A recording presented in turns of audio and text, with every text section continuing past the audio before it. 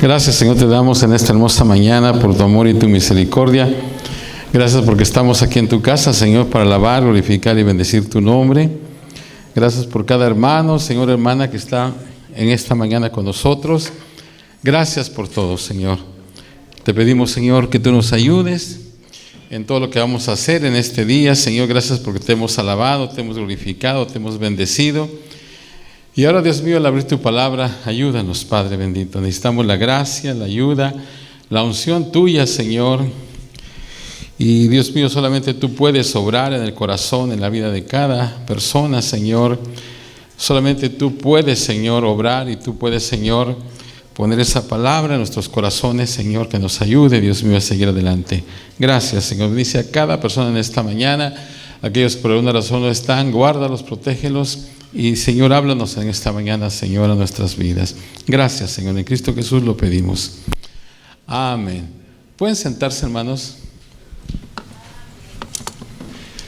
Antes de entrar al mensaje, también quiero orar, ¿verdad? Porque cada vez que nosotros adquirimos algo para usar en la iglesia, siempre pues dedicamos esas cosas, ¿verdad? Al Señor, porque pues son equipo para usarse aquí en la casa del Señor. Entonces adquirimos 2 micrófonos nuevos, y espero que eso no sea la razón de todo ¿verdad? Así que vamos a dedicarlos al Señor también. Así solamente inclinen sus rostros. Señor, dedicamos, Señor, estos aparatos, Padre, para ti, Señor, para tu gloria. Señor, a menudo necesitamos, Señor, este equipo para cuando tenemos dramas, cuando tenemos presentaciones especiales, y que Dios mío sea una bendición esto, Señor, sea una bendición para ti, Señor, y todo lo que entra a tu casa siempre lo dedicamos a tu servicio, Padre. Gracias, gracias, gracias, Señor. En Cristo Jesús lo pedimos. Amén. Hermanos, hace algunas semanas, bueno, bienvenidos todos, bienvenida hermana Caridad, qué bueno verla. Yo el viernes decía esto, ¿verdad? Que doy gracias a Dios por las oraciones de ustedes. El Señor ha sido con nosotros, el Señor nos permitió ir a México y regresar. Reciban un saludo muy especial de las iglesias en México. Yo les decía a ellos, y esto porque es algo muy importante, yo les decía cada vez, por ejemplo ahorita cuando Blanquita oró, ¿verdad? Cada vez les decía yo a ellos, cada vez que nosotros oramos, en cada reunión que tenemos, siempre oramos por ustedes, siempre los tenemos en nuestras oraciones. Así que yo les decía a ellos, quiero que sepan eso, que cada vez que nosotros oramos en la iglesia, ya sea el miércoles, ya sea el viernes, ya sea el domingo, siempre oramos por ustedes. Hermanos, la obra, las misiones en México no es muy fácil. Yo les decía el viernes, ¿verdad? Para llegar a esos lugares es difícil llegar, hermano, no es fácil. Nosotros estamos acostumbrados aquí a que todo está, el piso está parejo y manejamos muy bien nuestros autos. Para llegar a esos lugares, los que fueron se dieron cuenta, es difícil. Pero hermanos, los hermanos están ahí, están trabajando. Les pedimos que sigan orando por esas misiones, que el Señor las siga bendiciendo. Siempre hay situaciones, ¿verdad? Siempre, porque el enemigo no está dormido y siempre pone situaciones de lucha, pero damos gracias a Dios porque seguimos adelante, los hermanos siguen adelante, y siempre, hermanos, oremos por ellos, siempre oremos por estas misiones, que el Señor las siga bendiciendo. Y como les digo, hermanos, reciban saludos de cada uno de estos hermanos. Ellos están esforzando y están haciendo el trabajo. Nosotros pues hacemos lo que podemos desde aquí, ¿verdad? Nosotros pues les ayudamos en lo que podemos económicamente y les ayudamos en otras áreas, pero realmente ellos son los que están ahí, así que siempre oremos por ellos. También, hermanos, reciban un saludo del hermano José Luis Montecillos. Él escribió un nuevo libro que tiene que ver con el aceite de las vírgenes. Quiero decirles, hermanos, que nuestro hermano Montecillos no está bien de salud, o sea, él está ya bastante acabadito de salud, pero él sigue adelante. Él ya no puede predicar. Él me decía, ya no predico porque me pierdo, y nosotros platicando con él, de momento como que se le va y así como diciendo, ¿qué estaba diciendo? Y luego otra vez captura pero a mí me impresionó porque a pesar de eso el hermano no pierde la fe, no pierde el ánimo, y él, como ya no predica, ahora se dedicó a escribir. Entonces su nuevo libro, yo lo traje, el nuevo libro, él me dio unas copias y me dice, algunos hermanos yo les di unas copias ya, pero las demás me encargó que yo las vendiera aquí, ¿verdad? Él pide $6 por cada libro. Pero hermanos, yo les voy a dar, al final voy a tener los libros. Si usted quiere dar 6, si quiere dar más, está bien, porque es la manera en que nosotros vamos a ayudar al hermano. Pero si por alguna razón usted no tiene ni 6, está bien, hermano. Si quiere llevarse un libro, lléveselo. La cosa es de que podamos bendecir al hermano, ¿verdad? Bendecir al hermano Montecillos.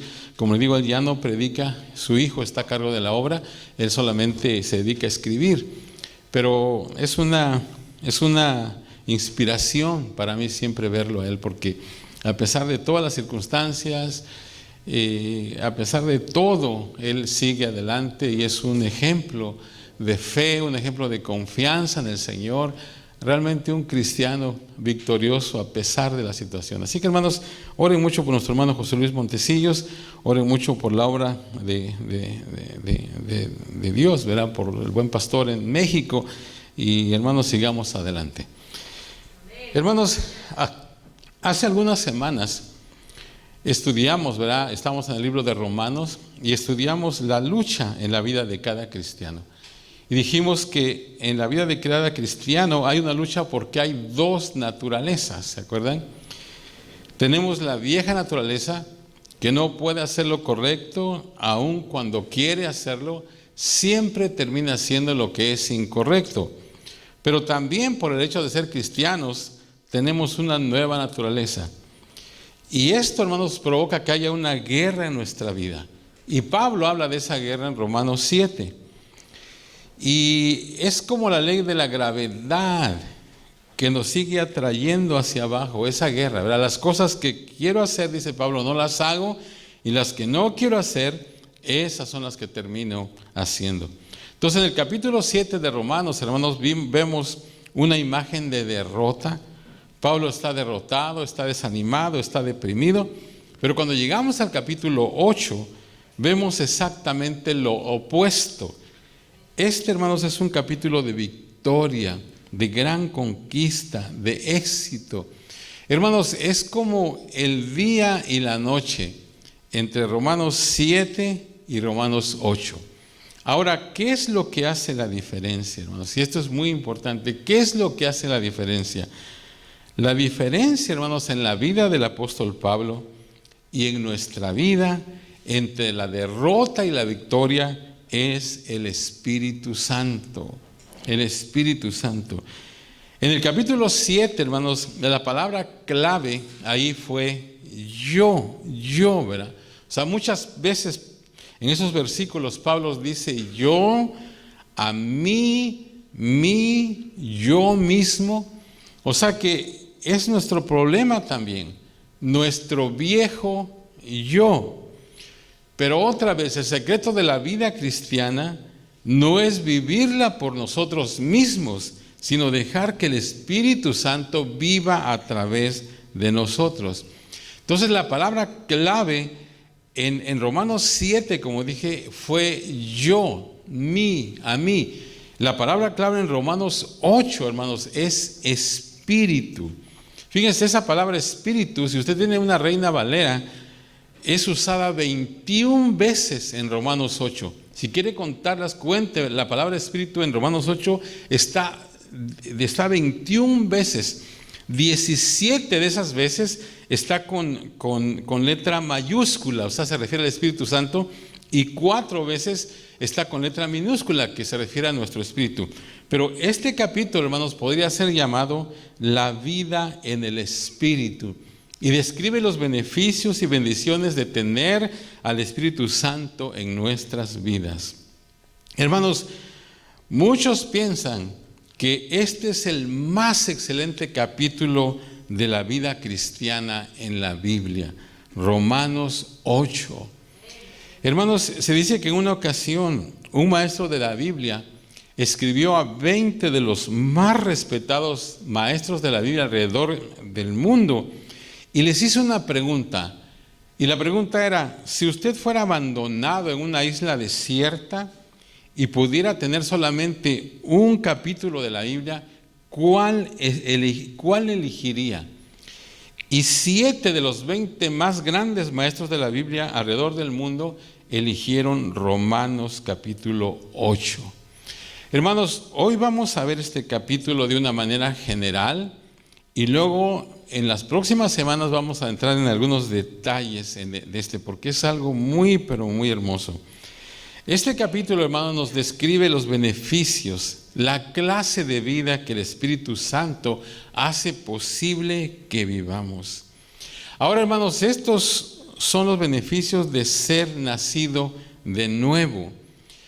Todavía no vamos a entrar en el bosquejo, pero si usted tiene su Biblia y la habla en Romanos 8, va a ver que en el primer versículo hay una clave ahí que dice, en el primer versículo dice, ninguna condenación hay para los que están en Cristo Jesús. Esa frase, en Cristo Jesús, es el término favorito de Pablo para describir a un cristiano. Pablo, hermanos, usa como unas 164 veces en todas sus cartas esa frase, en Cristo. O sea, en lugar de llamarnos creyentes o cristianos, Él nos llama personas que estamos en Cristo. Pablo, hermanos, inicia Romanos 8 hablando de los que están en Cristo. Y en el último versículo de este capítulo 8, que es el versículo 39, vuelve a decir, dice, ninguna cosa creada nos podrá separar del amor de Dios que es en Cristo Jesús. O sea, el capítulo empieza y termina con la frase en Cristo. O sea que este capítulo, hermanos, no es para los incrédulos, es para creyentes, para cristianos. Los beneficios que vamos a ver hoy, hermanos, no se aplican a todos, se aplican solamente a los que están en Cristo, o sea, a los cristianos. Hermanos, a esto podemos llamarle el estilo de vida soñado. Un estilo de vida soñado porque vamos a ver que es el estilo de vida que todos los cristianos queremos. Entonces, hermanos, vamos a ver entonces los beneficios de vivir una vida o la vida en el Espíritu. Vamos a entrar ahora. En primer lugar, la primera cosa es que tenemos una vida sin condenación. Una vida sin condenación. Eso se encuentra en los primeros 4 versículos. Ahora, en cada uno de estos puntos, hermanos, quiero darles una frase que nos ayudará a entender más el concepto. Y la frase aquí es esta: Dios ya no está enojado conmigo. Pablo, hermanos, comienza compartiendo la solución al problema planteado en el capítulo 7.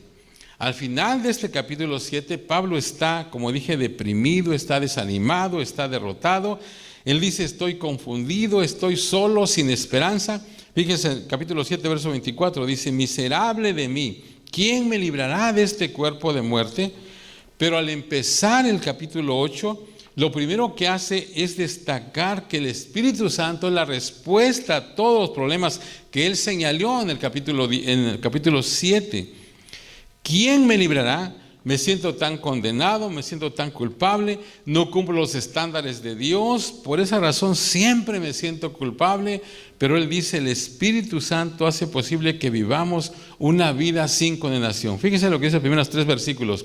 Ahora pues, ninguna condenación hay para los que están en Cristo Jesús, los que no andan conforme a la carne, sino conforme al Espíritu. Porque la ley del Espíritu de vida en Cristo Jesús me ha librado de la ley del pecado y de la muerte.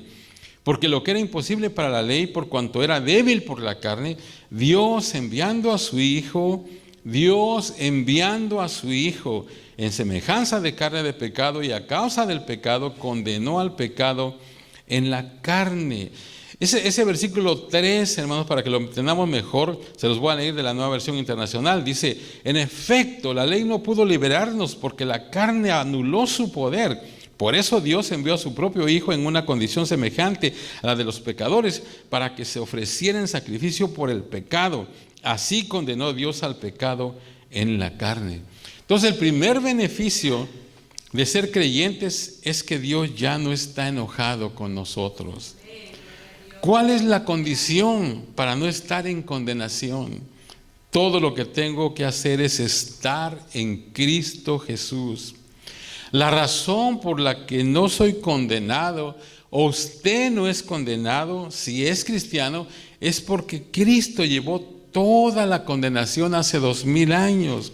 En la cruz, cuando Él murió, Él llevó todo el castigo, todo el dolor. Así que el caso ha sido cerrado. Fíjese lo que dice, para abundar un poco más de esto, ahora en Juan 3:17, porque no envió Dios a su Hijo al mundo para condenar al mundo, sino para que el mundo sea salvo por Él. Verso 18, el que en Él cree no es condenado, pero el que no cree ya ha sido condenado. O sea, hay una condición para no ser condenado, creer en Jesucristo. Y en Juan 5:24 dice, de cierto os digo, el que oye mi palabra y cree al que me envió, tiene vida eterna y no vendrá condenación, mas ha pasado de muerte a vida. Y observe que no dice tendrá vida eterna, dice tiene vida eterna. Hermanos, podríamos detenernos aquí, hermanos, agradeciendo a Dios de que no somos condenados. O sea, aquí podríamos terminar el mensaje y empezarle a darle gracias a Dios porque no soy condenado. Gracias a Dios. Si ha puesto usted su fe en Cristo, ha pasado, dice, de muerte a vida. Y el único requisito, simplemente creer. Ahora, volviendo a Romanos 8, observe, fíjense que no dice, ahora pues ninguna equivocación hay o ningún pecado, ningún fracaso. No, todavía pecamos, todavía cometemos errores, todavía fallamos. Pero fíjese lo que dice, ninguna condenación. Hermanos, hay una ley, ¿verdad?, que dice que una vez que una persona ha sido juzgada por un crimen y ha salido libre de tal juicio, no puede ser juzgada por ese mismo crimen otra vez. En la ley de Dios, Jesucristo llevó en sí mismo toda la condenación que merecíamos. Si Dios tenía que poner castigo en Jesús y luego en nosotros, entonces era un doble castigo. O sea que la razón por la que usted y yo quedamos sin castigo no es porque seamos buenas personas, sino porque toda nuestra condenación fue llevada hace 2000 años. O sea, todavía merecemos la condenación, todavía la merecemos, pero no la recibimos. El Espíritu Santo nos permite vivir una vida sin condenación. Segundo beneficio, una vida sin dominio. Una vida sin dominio. Y la frase aquí es, el pecado ya no puede controlar mi vida. El pecado ya no puede controlar, al menos que yo lo permita. Hermanos, ¿cuántas veces hemos dicho, cuántas veces usted ha escuchado esta frase? Es que no pude evitarlo, es que no pude dejar de hacerlo, tuve que pecar, no pude evitarlo. Bueno, si usted es cristiano, eso no es cierto. Tiene usted un poder que le ayuda a vencer el pecado. De eso se tratan los versículos del 5 al 17 de este libro de Romanos. Fíjense lo que dice el 5. Porque los que son de la carne piensan en las cosas de la carne, pero los que son del Espíritu en las cosas del Espíritu. Fíjense, aquí hay dos mentes aquí. Porque hay otra versión que dice, los que viven de acuerdo a la naturaleza pecaminosa tienen sus mentes puestas en lo que es su naturaleza, en lo que su naturaleza desea. Pero los que viven de acuerdo al Espíritu tienen sus mentes puestas en lo que el Espíritu desea. Entonces hay dos mentes aquí. Una es la de los no creyentes y otra la de los creyentes. Y del verso 7 en adelante, Pablo habla de la diferencia entre un creyente y un no creyente. Fíjese el verso 6 lo que dice, porque el ocuparse de la carne es muerte, pero el ocuparse del Espíritu es vida y paz. O sea, la persona no salva, solamente vive pensando o vive para sí misma, para sus propios deseos. Y en el versículo 7 que vamos a leer ahorita, nos da a entender que la persona no salva, no agrada a Dios, ya que no se somete a la ley de Dios porque no puede hacerlo. Fíjense lo que dice el verso 7, por cuando los designios de la carne son enemistad contra Dios, porque no se sujetan a la ley de Dios ni tampoco pueden. Verso 8, y los que viven según la carne no pueden agradar a Dios. O sea que el que no es salvo no puede agradar a Dios. Aquellos que son controlados por su naturaleza pecaminosa no pueden agradar a Dios. En los versos que siguen, Pablo habla de los beneficios de tener al Espíritu Santo en nuestras vidas y tener ahora el poder para romper el pecado. Verso 9, mas vosotros no vivís según la carne, según el Espíritu, si es que el Espíritu de Dios mora en vosotros.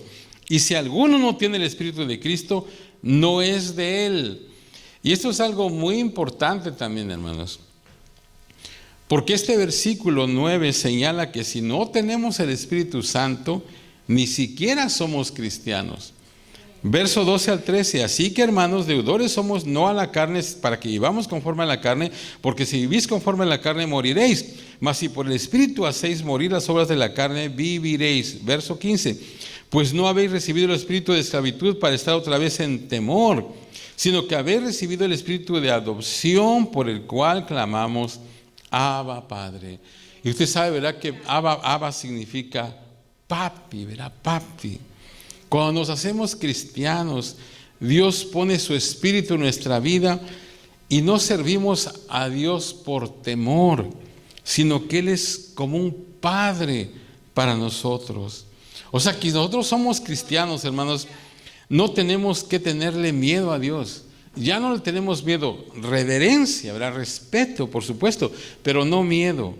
Él es nuestro papi, o sea, nuestro Abba. Usted está en la familia, ya no estamos bajo la ley, sino estamos bajo una relación. Entonces el Espíritu Santo, hermanos, hace posible una vida sin condenación, somos libres, una vida sin dominio, no tenemos que pecar. Dios nos da el poder para ya no hacerlo. Número 3, tercer beneficio, una vida sin desesperación. Una vida sin desesperación. Y la frase aquí es, aún en mi sufrimiento tengo esperanza. Hermanos, porque todos vamos a pasar por algún sufrimiento, por alguna prueba. Pero hermanos, ponga esto en su corazón, una vida sin desesperación. Aún en nuestro sufrimiento tenemos esperanza. Y eso es lo que enseña Romanos 8. No importa lo que suceda en nuestra vida, no importan los problemas por los que pasemos, hay esperanza. No hay situación que no tenga esperanza si usted tiene el Espíritu Santo en su vida. De eso hablan los versículos 18 al 26. Fíjense, verso 18. Pues tengo cierto que las aflicciones del tiempo presente no son comparadas con la gloria venidera que en nosotros ha de manifestarse. Pablo dice, claro que pasamos por sufrimientos. Hermano, quiero preguntarle, cuando usted se hizo cristiano, ¿Dios le quitó todos sus problemas? No, ¿verdad? Es más, algunos hasta agarraron más, porque ahora tenemos un enemigo, ¿verdad? O sea, que ahora tenemos al enemigo y entonces tenemos tal vez más problemas. Dios no nos ha prometido una vida sin problemas, sin estrés. Los cristianos no estamos exentos de sufrimiento, pero los cristianos tenemos algo que no tienen los no cristianos. Tenemos una esperanza que nos ayuda durante el sufrimiento. Y dice que no se puede comparar la gloria que tendremos con el sufrimiento presente. Ahora, ¿de qué gloria es esa? ¿De qué habla? En otro pasaje, 2 de Corintios capítulo 4, Pablo explica un poco acerca de lo que es esa gloria. Dice, por tanto, no desmayamos, antes, aunque nuestro hombre exterior se va desgastando, el interior, no obstante, se renueva de día en día, porque esta leve tribulación momentánea produce en nosotros un cada vez más excelente y eterno peso de gloria. No mirando nosotros las cosas que se ven, sino las que no se ven, pues las cosas que se ven son temporales, pero las que no se ven son eternas. Que Dios, hermanos, ilumine nuestra mente, que podamos entender qué es lo que está diciendo aquí el apóstol Pablo, ¿verdad? Yo creo que todos somos testigos de cómo cuando uno ya tiene cierta edad, pues se va desgastando, como dice aquí, ¿verdad? Nosotros a veces dejamos de ver a una persona por mucho tiempo y cuando vamos, y qué viejo se ve, ¿verdad? Pero no sé qué ellos digan de nosotros, ¿verdad? A lo mejor también dicen lo mismo. Pero la verdad es de que dice que aunque el exterior se va desgastando, Dice que el interior se renueva, ¿verdad? De día a día. O sea que aun cuando hay sufrimiento en nuestras vidas, Dios tiene un propósito para ello. O sea, Él está produciendo algo en nuestra vida.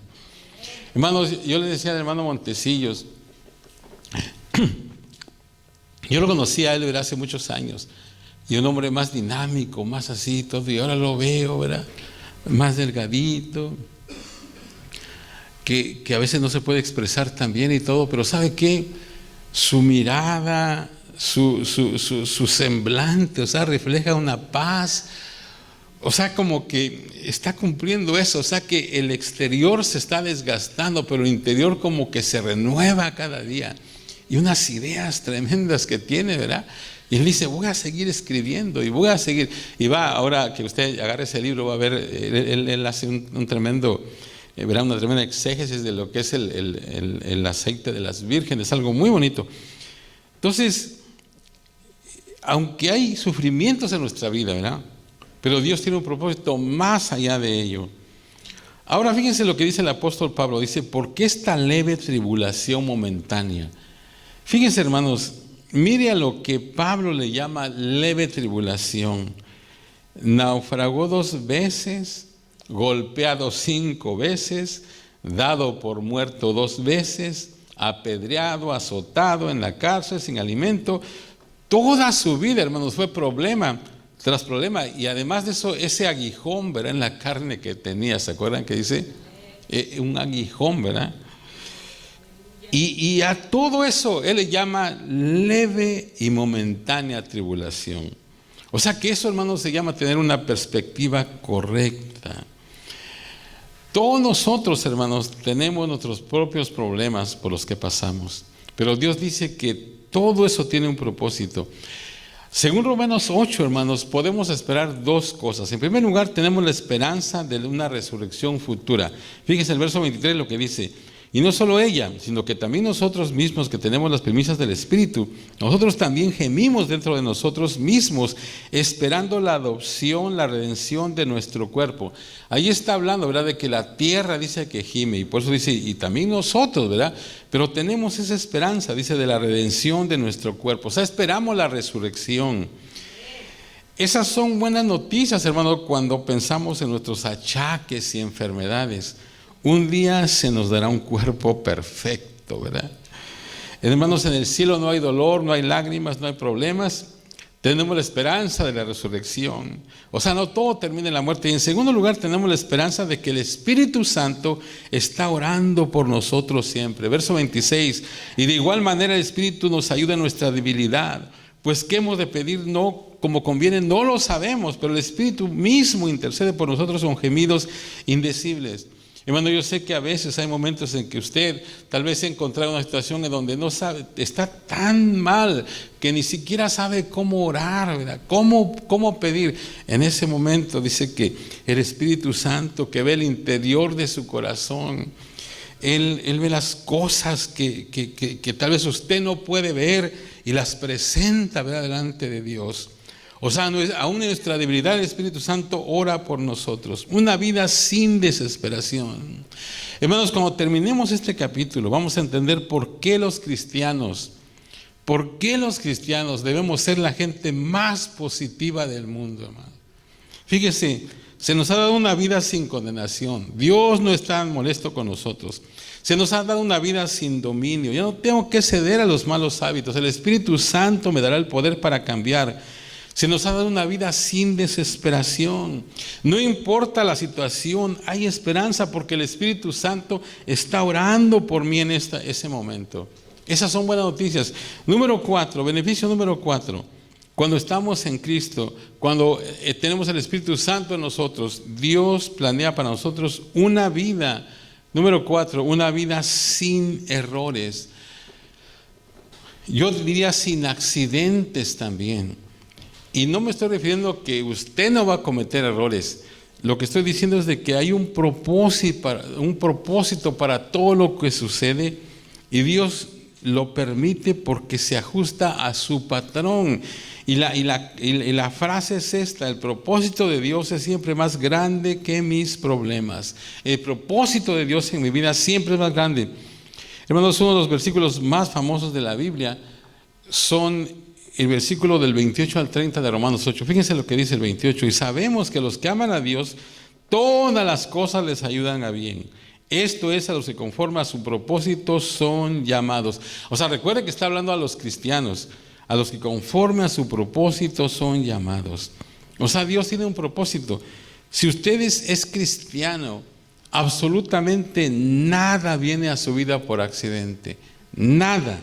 Dios no se interesa mucho en la fuente o causa de sus problemas. Pudo haber sido provocado por usted mismo, tal vez el problema. Pudo haber sido provocado por otros. Pudo haber sido provocado por el diablo. A Dios no le importa. Él aún así usa esas cosas. Podemos culpar a las circunstancias, al gobierno, no importa de dónde vengan los problemas, Dios saca provecho de ellos. Aún las cosas que no me gustan, Él dice que las usa para su propósito. Ahora, ¿cuál es su propósito? Está en el verso 29, dice: porque a los que antes conoció, también predestinó para que fuesen hechos conforme a la imagen de su Hijo, para que Él sea primogénito entre muchos hermanos. Hermanos, el propósito número uno de Dios en nuestra vida, usted lo sabe eso, ¿verdad? Es hacernos como Jesucristo. Ese ha sido el plan de Dios desde el principio de los tiempos. Cuando Dios hizo al hombre, Él dijo: hagamos al hombre a nuestra imagen, ¿verdad? Dios quería hacer a la gente a su imagen, pero el hombre pecó, lo arruinó y la imagen pues fue distorsionada. Jesucristo vino a la tierra a restaurar esa imagen. Entonces, cuando el Espíritu Santo viene a mi vida, Él comienza a hacerme más como Jesús. Y en ese proceso transformador, Dios usa cada problema, cada pesar, cada fracaso, toda nuestra vida para hacernos como Jesucristo. Dios quiere hacernos como Jesucristo porque si llegamos a ser como Él, viviremos plenamente. Tendremos satisfacción, felicidad, seguridad, confianza, porque todas esas cosas están en Cristo. O sea, tendremos el fruto del Espíritu: el amor, gozo, paz, paciencia, etc. Fíjese lo que dice Efesios 1: en Él asimismo tuvimos herencia, habiendo sido predestinados conforme al propósito del que hace todas las cosas según el designio de su voluntad. Miremos, hermanos, la seguridad que tenemos por ser cristianos. Aun cuando tomamos malas decisiones, Dios aún así tiene formas de usar eso para bien en mi vida. Aun cuando yo elijo lo que es incorrecto, dice que todo obra para bien. Dios usa todo según el propósito de su voluntad. Filipenses 1:6 dice: estando persuadido de esto, que el que comenzó en vosotros la buena obra, la perfeccionará hasta el día de Jesucristo. O sea, si usted es creyente, Dios nunca se dará por vencido con usted. Lo que Él comienza en su vida, Él lo va a terminar. Él no lo lleva a una situación difícil, ¿verdad? Y lo deja ahí. Lo que Dios comienza, Él lo termina. O sea, todo es parte de su plan. Beneficio número 5. Por el Espíritu Santo tenemos ahora una vida sin intimidación. Ese es el quinto beneficio, una vida sin intimidación. Verso 31. ¿Qué pues diremos a esto? Si Dios es por nosotros, ¿quién contra nosotros? Hermano, y usted ha escuchado esto otras veces. Si usted es cristiano, hermano, usted y Dios son mayoría. Usted y Dios son mayoría. Los cristianos deben ser las personas más confiadas del mundo. Hermano, si usted se siente desanimado por alguna cosa, olvídelo, hermanos. No es nada eso. Fíjese lo que dice el verso 33. ¿Quién acusará a los escogidos de Dios? Dios es el que justifica.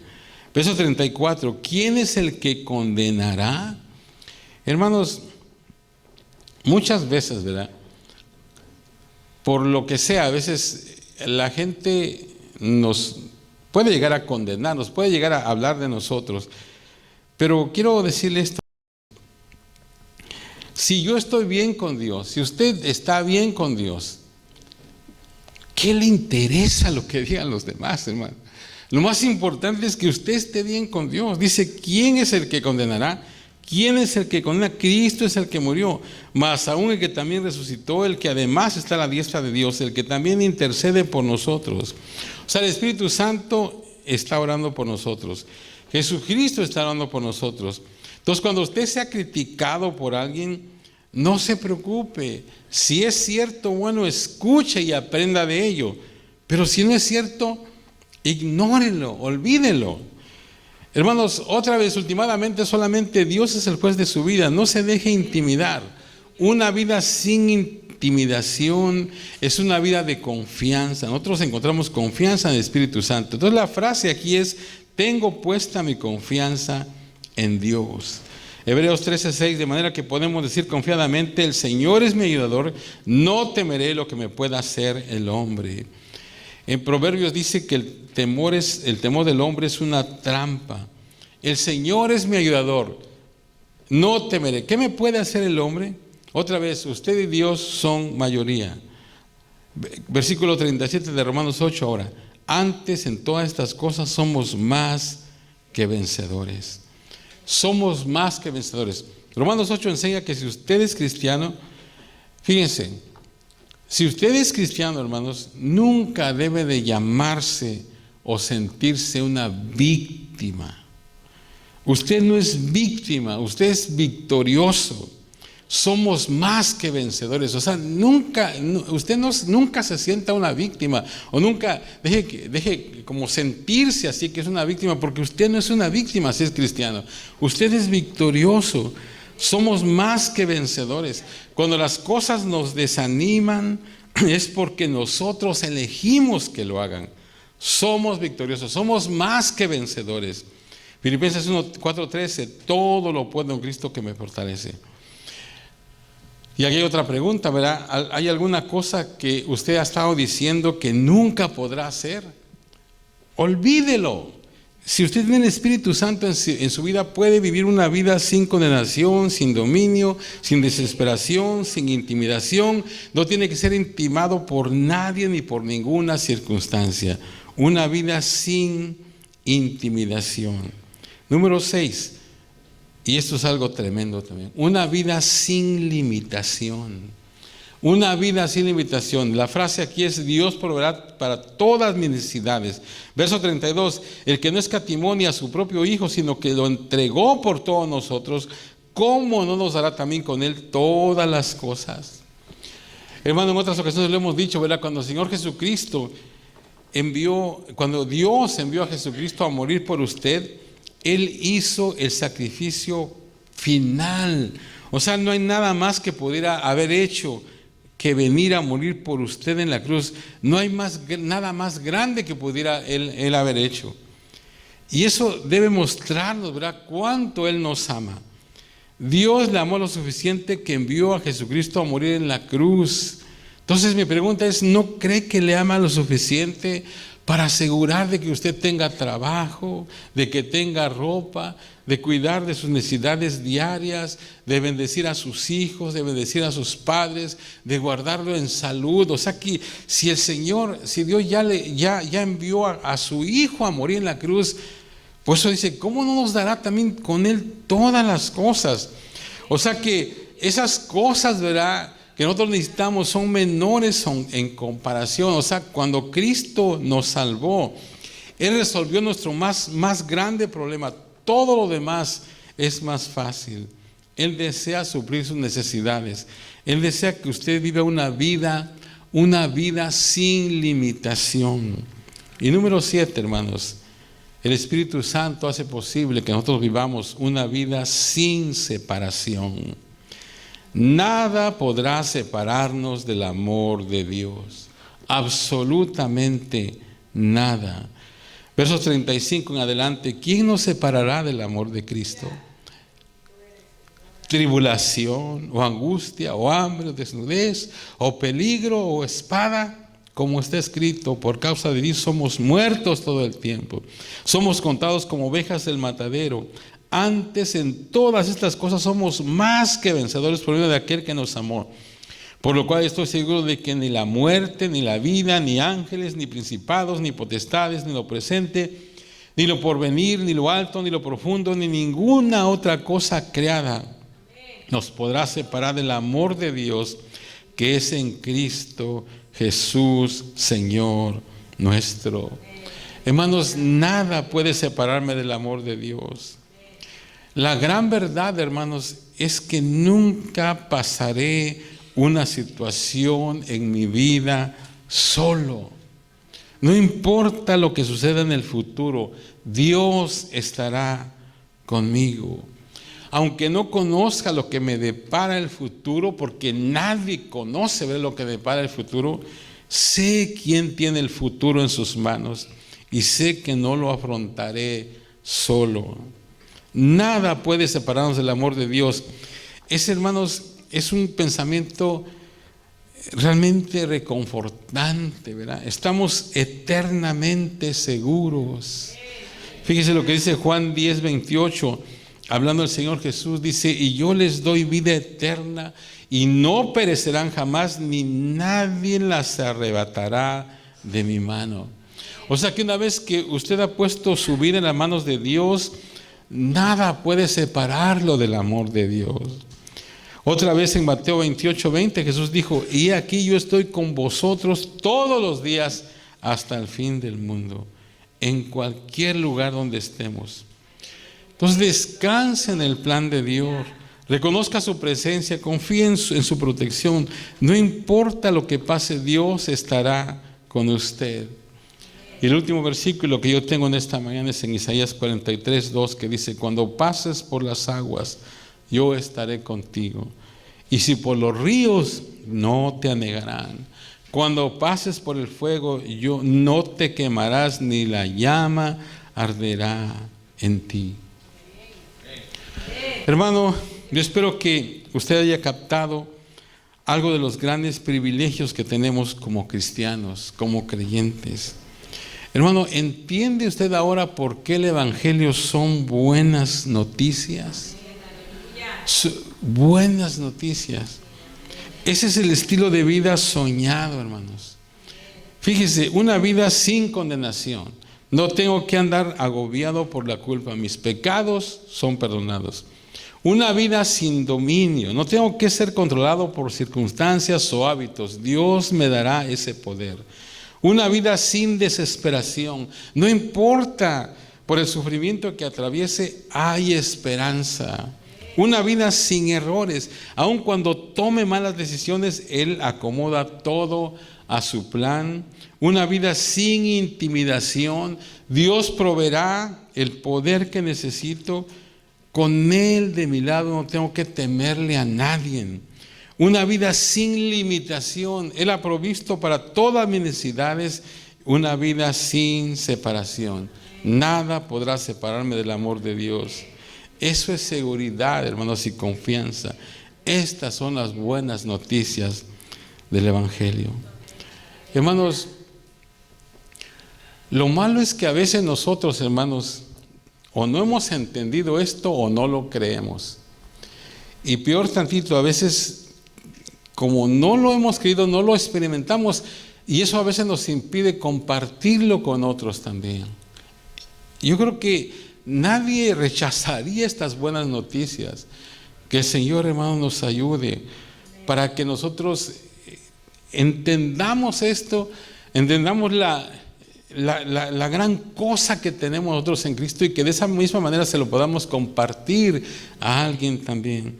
Hay mucha gente, hermanos, que está tan desesperada, que está tan abrumada por todo. Necesitan escuchar buenas noticias, y estas son las buenas noticias. Necesitamos compartir estas buenas noticias. Hermanos, qué contraste entre Romanos 7 y Romanos 8. Romanos 7, derrota total. Romanos 8, victoria total. En Romanos 7, hago lo mejor para vivir la vida cristiana. Romanos 8, descanso y permito que el Espíritu de Dios viva a través de mí. Hermanos, como dije, solamente le di un repaso por encima, ¿verdad? Romanos 8. Vamos a volver otra vez y vamos a estudiar más todo este capítulo. Pero esta mañana yo creo que estas son buenas noticias. Este, hermanos, es el estilo de vida soñado. Es el estilo de vida que solamente puede ser posible por el Espíritu Santo. Necesitamos depender todos los días del Espíritu Santo. Permitir, descansar y permitir que el Espíritu de Dios viva a través de nosotros. Póngase de pie, hermanos. Vamos a orar. Y vamos a darle gracias a Dios. Señor, te damos gracias, Padre. Gracias, Señor, por Romanos 8. Gracias porque, Señor, aquí, Señor, tú nos enseñas, Señor, y nos muestras, Padre, cuál es esto es el estilo de vida soñado. Es un estilo de vida con el que todos, Señor, soñamos. Yo te pido, Señor, que tú, Señor, nos ayudes. Ayúdanos a entender esto, Señor. Ayúdanos, Señor, a ponerlo en nuestro corazón. Y, Señor, a vivirlo, a vivirlo. Muchas veces decimos que somos cristianos, venimos a la iglesia, pero constantemente estamos de fracaso en fracaso en fracaso porque tal vez no hemos entendido, Señor, Romanos 8. O si lo hemos tal vez tratado de entenderlo, no lo hemos puesto en práctica y nosotros tratamos de vivir la vida por nosotros mismos, la vida cristiana, cuando solamente tenemos que descansar, Señor, y confiar en ti. Ayúdanos, Señor, para que en esta semana pueda ser esto que vimos una realidad en nosotros. Una vida sin condenación, una vida sin limitación, una vida, Señor, sin separación. Y todas estas cosas, Señor, que tú nos prometes. Gracias, Señor, aleluya. Mientras cantamos, hermanos, si usted quiere pasar al altar y hablar con Dios unos momentos, tal vez agradecerle o tal vez decirle: Señor, ayúdame a vivir esa clase de vida que tú has dispuesto para mí, Señor. Tal vez algunos tengamos que decirle: Señor, perdóname porque no he creído, y por eso es que he vivido una vida de frustración, una vida de limitación, una vida de condenación, todo lo contrario, al revés de como yo debo de vivir, Señor. Una vida de desesperación, una vida de intimidación. Ya no tengo por qué vivirla. Si yo confío en ti, si soy un hijo tuyo, no tengo por qué vivir esa clase de vida. Gracias, Señor. Te adoramos, oh Dios. Te adoramos. Por mucho tiempo busqué. Te adoramos, oh Dios.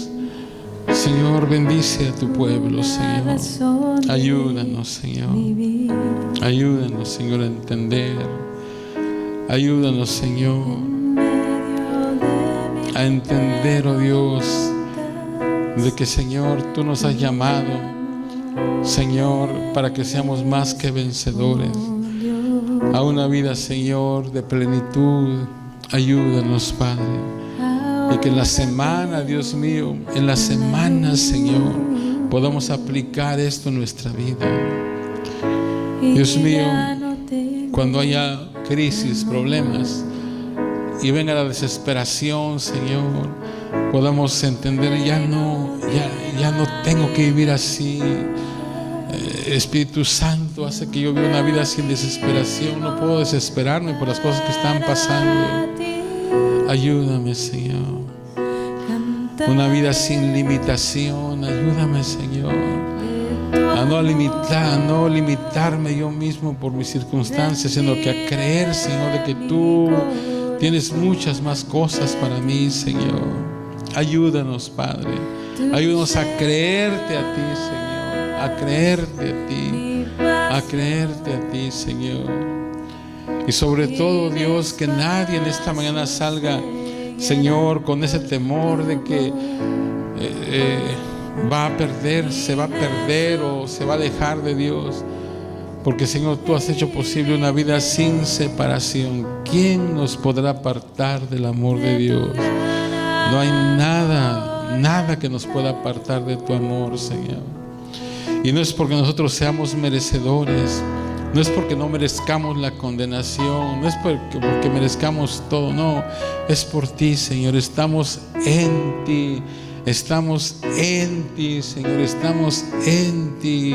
Gracias, gracias. Bendice a tu pueblo y ayúdanos, Señor, para que esta semana también, Señor, si nosotros tenemos la oportunidad de compartir esto, Señor, con alguien que se sienta desesperado, con alguien, Señor, que se sienta triste, abandonado, podamos hacerlo, Señor. Ayúdanos, Padre. Danos gracia delante de la gente. Danos valor, Señor, para compartir. Que el diablo no nos haga pensar que si nosotros compartimos tu palabra le vamos a hacer un mal a la gente.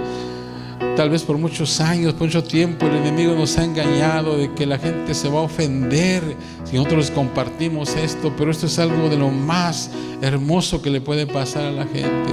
Ayúdanos, Señor, danos gracia, Padre. Danos gracia para hablar con nuestros vecinos, para hablar con la gente que nos encontremos y compartirles de ti, Señor, con toda confianza, Señor. Gracias, gracias, Señor.